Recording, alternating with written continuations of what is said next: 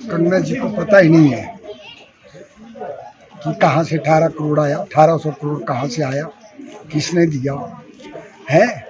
और मतलब ऐसी बातें कर रही है जिसका कोई संबंध नहीं है हकीकत से। कभी कहती है आज़ादी 2014 में आई, उससे पहले जो है भीख मांग रही थे। और कभी कहते हैं ये मोदी जी राम अवतार है, विष्णु अवतार है। कभी कहते हैं पहला प्रधानमंत्री जो है जो अपने सुभाष चंद्र बोस रहे। उनको लगता है कि हिमाचल की इतिहास का पता ही नहीं है और ना ही हिमाचल के धरातल में क्या हो रहा है उसका पता है। चुनाव में हमेशा ही मुद्दों पर बात की जाती है और ये बोलती कि भाई मोदी ने ये किया।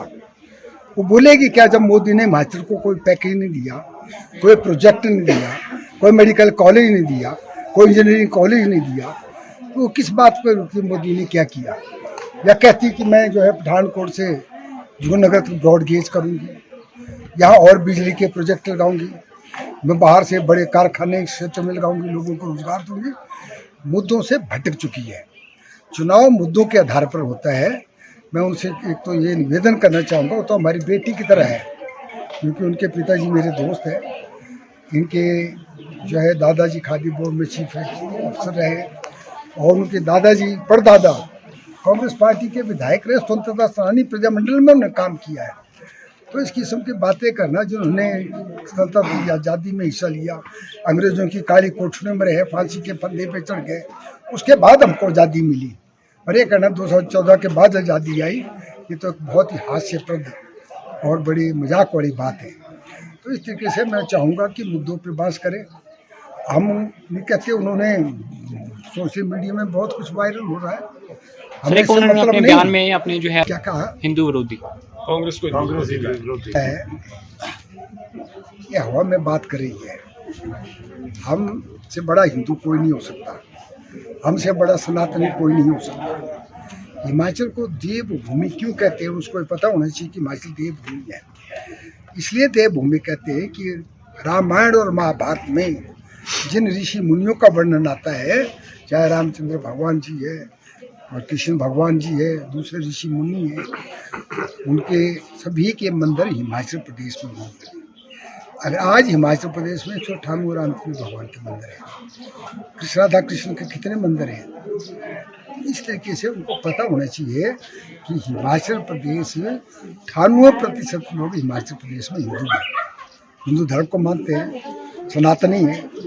और ये पता नहीं कहाँ की बात कर रही है कि कांग्रेसी हिंदू धर्म को नहीं मानते। हमसे ज़्यादा हिंदू धर्म मानने वाला कोई नहीं है। मैंने यहाँ से पहले सबसे पहले सबको जो है दुर्गाष्टमी की बधाई दी। तो हम जानते हैं हिंदू है इसलिए बात कही है। इसलिए मुझे उनसे यही कहना है, हम नहीं कहते सोशल मीडिया में बहुत कुछ आ रहा है, हम ये मुद्दा नहीं हमारा कि भाई वो क्या खाती है, क्या क्या पीती है, क्या पहनती है, ये मुद्दा नहीं है।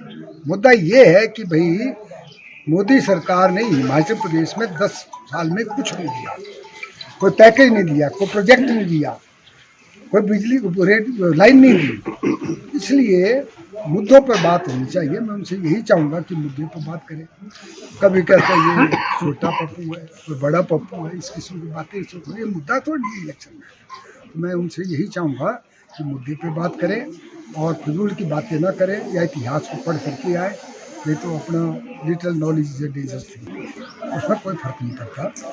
फर्क ये है, हमें विश्वास है कि 6 की 6 सीटें हम जीतेंगे। जो अब ये 2 सांसद में बनेंगे, वहाँ भी अब कांग्रेस पार्टी के ही 2 विधायक बनेंगे। इसलिए हम तो पहले दिल्ली में सरकार बनाने की बात करते हैं, हिमाचल में सरकार बनी है।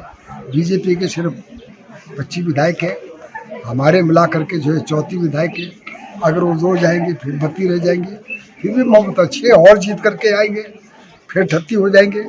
इसलिए कांग्रेस को कोई खतरा नहीं है। 5 साल पूरी सरकार चलेगी। जयराम जी स्वप्न ले रहे कि मैं 4 जून को सरकार बनाएगा, उनका ये स्वप्न ही रहेगा, क्योंकि उन्होंने भी कहा था मेरा ड्रीम प्रोजेक्ट मंडी में इंटरनेशनल एयरपोर्ट बनाना है।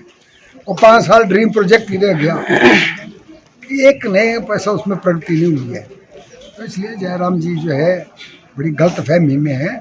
हम समझते हैं कि लोकतंत्र में उनको अब वेट करना चाहिए, 3.5 साल बचे हुए हैं, उसके बाद जो कोशिश करें, और 3.5 साल के बाद चुनाव हो गए, फिर कांग्रेस पार्टी की सरकार बनेगी। सर्वे करने के बाद एक नौजवान, एक बेदाग पढ़े लिखे नौजवान को मंडी से जो है लोकसभा का टिकट दिया है, और हम लोग जो है केंद्रीय प्रभार निभाई करते हैं, और हमने जो कोऑर्डिनेशन कमेटी की मीटिंग हुई थी उसमें हमने उनका नाम सर्वसम्मति से इनके नाम लिखने किया। और मुझे भी कह रहे थे, पहले मुझे कहा कि आप लोगों ने कि मैं नहीं, तो रानी प्रतिभा सिंह मान गए कि ठीक है, लड़ गया तो फिर मैं काम करूँगी, प्रचार करूँगी मध्य प्रदेश।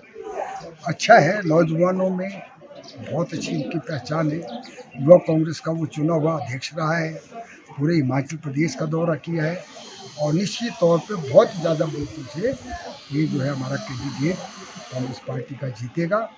और लोकसभा में भी मैं दावे के साथ कहता हूँ, मोदी 400 पार की बात करते हैं, अगर 180 भी पार नहीं कर सकेगा, बीजेपी 180 भी पार नहीं कर सकेंगे, इसलिए मोदी घबराया हुआ है और इसलिए 400 पार की बात कर रहे हैं।